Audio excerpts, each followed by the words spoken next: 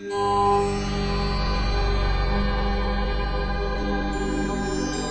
is SJEN TV.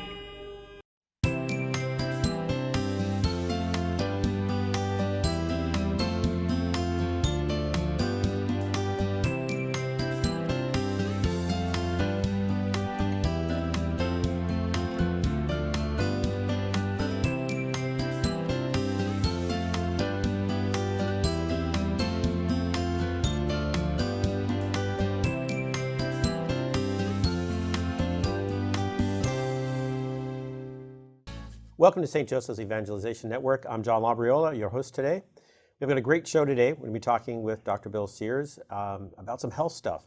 And it's maybe some things we haven't heard before. So, Dr. Bill, welcome. Oh, thank you, John. Always love being here. Good to be with you. So, you know, sometimes when we hear from medical experts, and a doctor for 50 years, is that so? Yeah, so probably some knowledge there, some wisdom there. You know, a lot of times we hear about, you know, diet or health, you know, exercise, and do this, do that.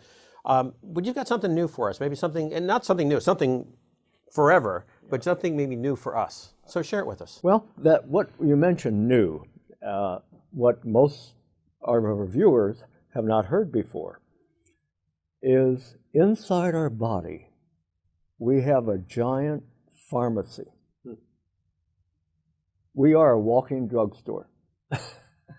Now, picture if you were the great designer, God, designing what I think is the greatest design ever made, the human brain, the human body. You knew that we humans are going to mess it up. Sure. By how we think, how we live, how we eat. So you would put in that body a natural pharmacy that protects against human error. Mm-hmm. Okay, sounds good so far. Sure. What won the Nobel Prize is they discovered that inside our body we have our own internal medicine pharmacy. And before I'm going to have you guess maybe where it is, but what that pharmacy does, first of all, it makes all the medicines that lower the highs, high blood pressure, high blood cholesterol, high blood sugar, medicines that raise the lows, antidepressants, medicines that mellow your moods, anti-anxieties, medicines that heal the hurt, anti-inflammatories, medicines that keep blood from clotting too quickly, anticoagulants, all these antis. But the medicine that your body makes, the medicine you make, is safer and better than the medicine you take, the pills, because it's custom made just for you, comes out at the right time, at the right dose, no harmful effects. Look, I mean, I'm sold, okay? So then, you know, what is it? How does it work? What's the process? Well, if you were, again, and this is, I don't want to ever play God, but, you know, sometimes you imagine, if I were God, what would I do? Sure, absolutely. I would have changed a lot of things, and I would have been wrong in all of them, but go ahead. God. Well, you would put the pharmacy in the area of the body that gets into the bloodstream the quickest. Okay. And where that is, the pharmacy is in the lining of your blood vessels. It's called the endothelium. I call it the silver lining. Okay. So even in the brain itself, you have 400 miles of tiny blood vessels. Wow. So in the lining of those blood vessels are microscopic medicine bottles. I call them medicine bottles. They don't really look like the picture we're going to show of this pharmacy. This is a pediatrician's version. You know, you want to kind of make it fun and simple. But I look at this pharmacy as trillions of microscopic medicine bottles on the lining of your blood vessels. Now, actually, they're like squirt bottles. They're like microscopic squirt bottles. And they squirt all these medicines we talked about into your bloodstream so they can travel throughout the rivers of your body and get to where they belong. Interesting. Oh. Now, generally speaking, and please correct me if I'm wrong on this, but generally speaking, Western medicine is incredible at dealing with trauma. Exactly. Right, situation happens and it needs immediate care. Western medicine is fantastic. Absolutely. Eastern medicine seems to be much more kind of intuitive and in tune with the healing mechanisms that God has given us. Right. And so is this, does that fit? Does that make sense? Exactly. It's a blend. Okay. As you say, I mean, we in especially in the United States, I mean, we've got the best surgery. I mean, if you have a brain tumor or heart attack or something, no better place to be. Oh, than here. no better place to be. Right. But we're far behind in preventive medicine. Yes. Yeah. So this is why we doctors are teaching skills plus pills. Skills plus pills. It's not only doctor, what can I take? It's doctor, what can I do? And it's to do is how to make your own medicines. So I'm going to walk our viewers through their own personal pharmacy to show how they open it when it's closed. Okay. Right? Now, you'll notice that there is the artery, one of the arteries there is the artery of a healthy person. Okay. Who did everything her mom said to do. Right. Okay?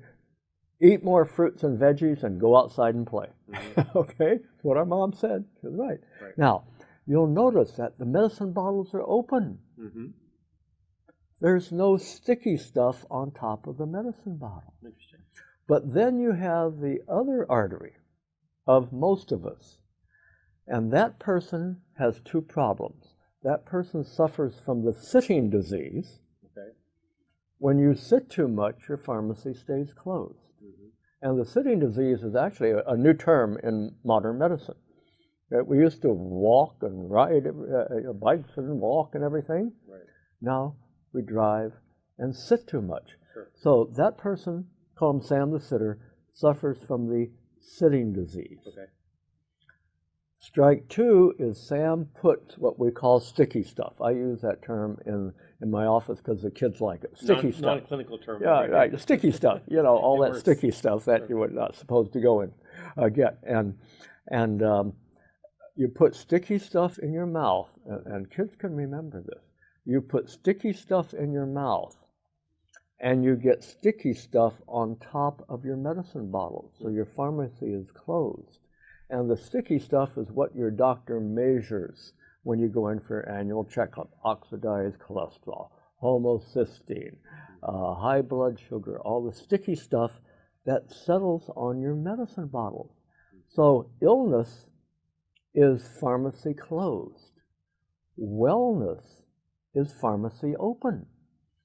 And now what won the Nobel Prize, and this is why Mom said go outside and play. Movement opens the medicine bottles. Yes. Notice, let's call her Mandy the Mover.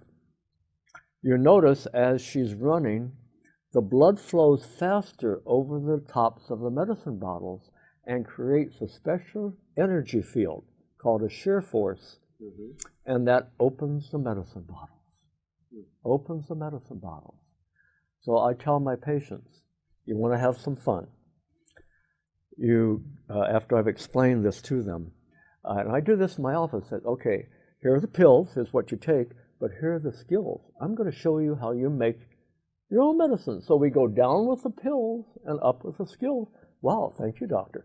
So say you're in the gym on a treadmill and there are people next to you, or you're just walking with friends, and you're walking real fast. You say, oh, it feels so good to be making my own medicines. Right, right. I'm opening my own pharmacy. And they'll look at you a little quirky. Oh, okay. But that's what you do when you move. So, you know, our doctors say, you know, John, you have to exercise more. But they don't tell you why. This is why. The more you move, the more medicines you produce, and the longer, happier, and healthier you live. Okay. Simple as that. Now, yeah, I was going to say, it's very simple solution for the first problem. Yeah. Movement, right? Yeah. Get up and move. And whether that be swimming, running, walking, whatever, we can do that. But what about the second problem where there's the sticky stuff is already there from, I guess, foods, the wrong foods that I ingested, or the wrong amounts of the foods, or whatever it might be. How can I get to the point where I can start maybe cleansing some of that sticky stuff away? You mentioned the term cleanse, right? When you just stop putting sticky stuff in your body, the sticky stuff goes away on your arteries. Okay. But the older you are, the less sticky stuff is removed. And this is why, getting back to prevention, you want to prevent the sticky stuff accumulation early on. Sure. And that's why I use it when I give talks in grade schools and middle schools about, I use the sticky stuff analogy. And I show them a picture. You put sticky stuff in your mouth, and you get sticky stuff on top of your medicine bottle. And I had a mom of a first grade student, 6-year-old, tell me after my little sermon to them, they went out that night, Dad took them out to a burger joint. Okay, let's call it Sticky's Burgers, okay? Right. So as they're driving into Sticky's Burgers, the 6-year-old scolds her daddy. Daddy, we can't put that sticky stuff in our mouth because we'll get sticky stuff on top of our medicine bottle. And we won't get blood flow to our brain garden, and we'll get sticky stuff in our brain and our heart. Well, can you imagine the dad? Where on earth did you learn that? So if there are school teachers listening, this is a level of education kids need to know. Right. Tell them the beauty of God's design.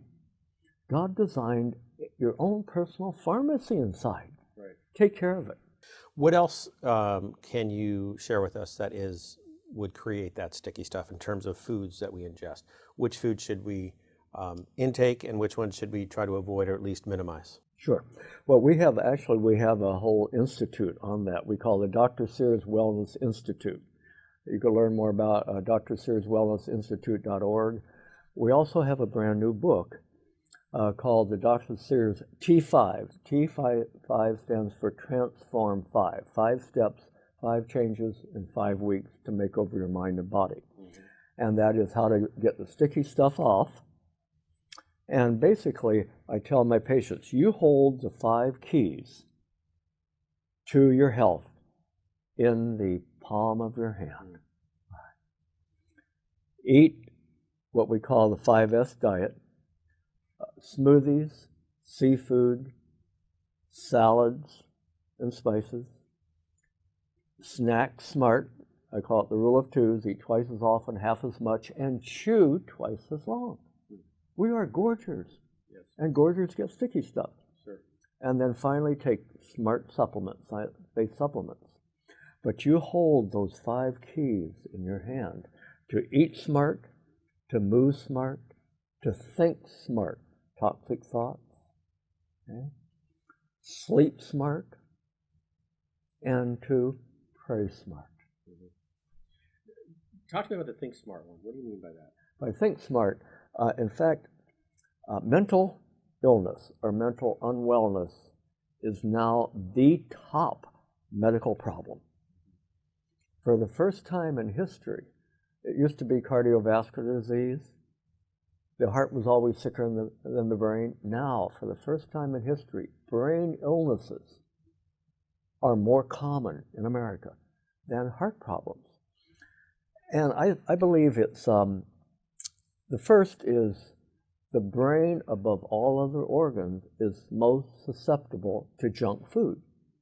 You put junk food into the brain and you get junk behavior and learning out of it.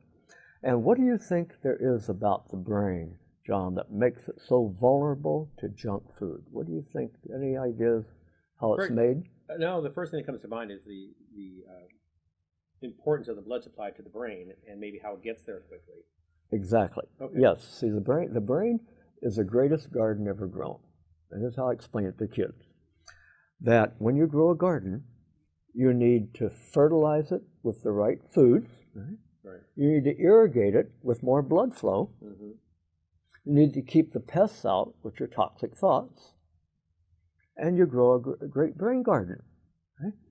Now, what makes the brain most vulnerable to illness, for a 3-letter word, fat. The brain is mostly fat. And how I get my patients, especially the little ones, to remember that You are a little fathead.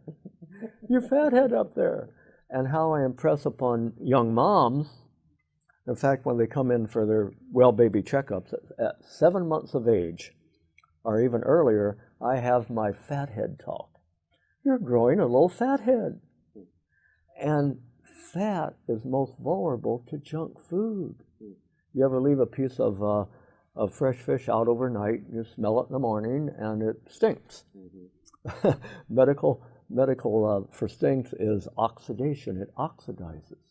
So we need more antioxidants. Real foods. I said, well, Dr. Bill, what diet should I be on? The real food diet. Forget this low this, high this. Right. The real food diet. If God grows it, it's good food. Seafood. Oh, there is no better brain food than a good old fillet of wild salmon. Wild salmon is your perfect brain food. So seafood, you know, I think it's no coincidence that God gave the loaves and fishes. Okay? So seafood, wild Alaskan salmon, top brain food. Secondly, smoothies. A shake a day helps keep the doctor away. So I start every day, and I have my patients do that, with a multi-fruit and multi-veggie smoothie with some healthy fats in it, like avocado and nut butter, and a little coconut oil. Okay?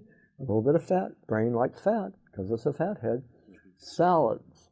A smoothie in the morning, a salad in the evening, and then you snack smart during the day. Nuts. So I call it go fish, go blue, blueberry, blueberry, brainberry, go green, lots of greens for the brain, and go nuts.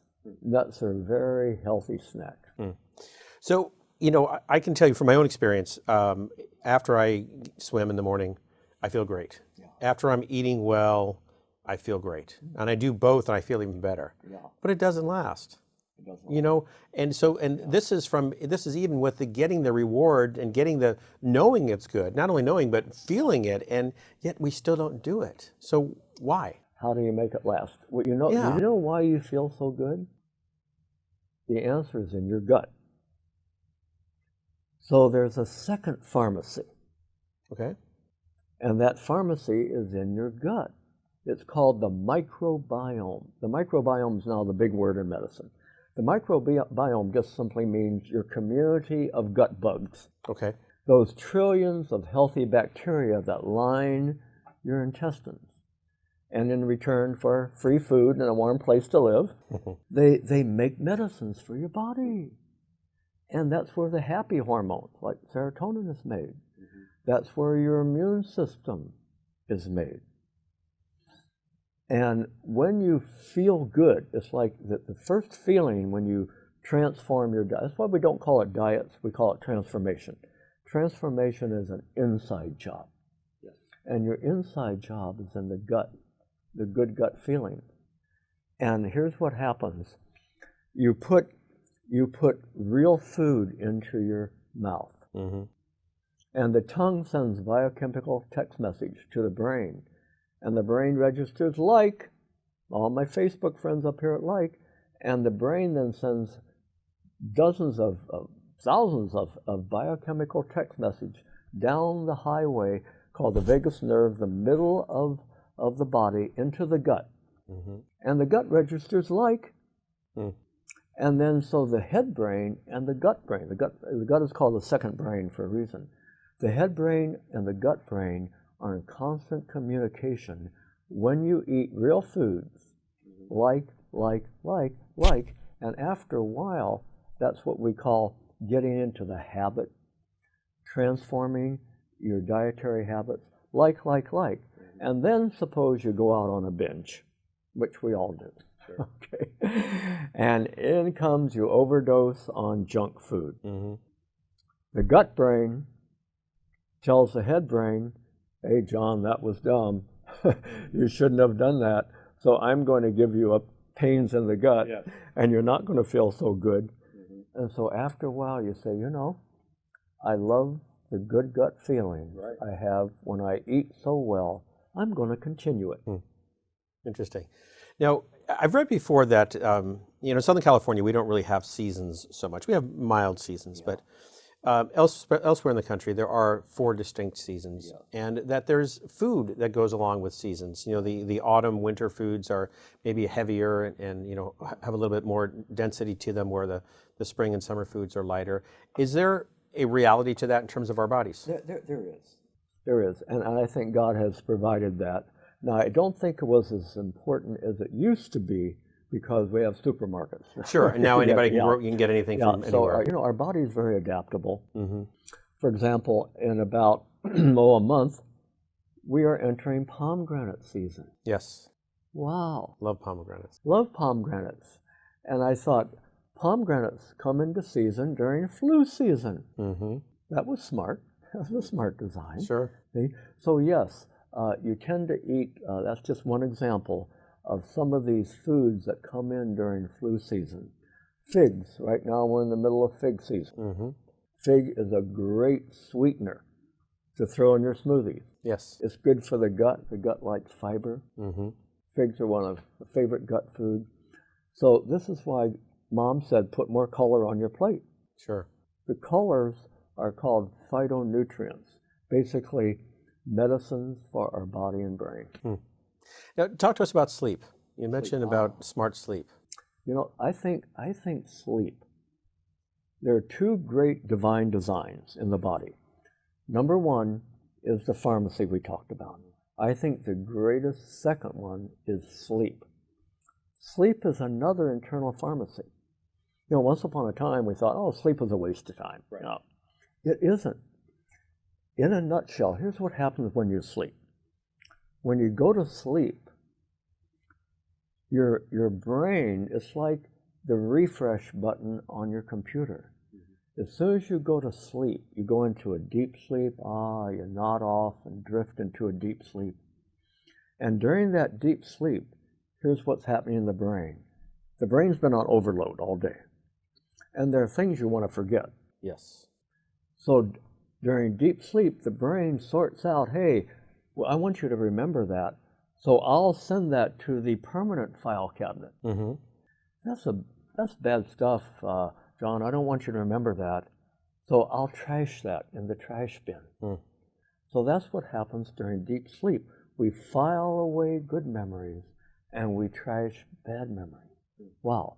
Also, all the stuff you learned during the day as a student, all that information comes in all these file cabinets in the brain.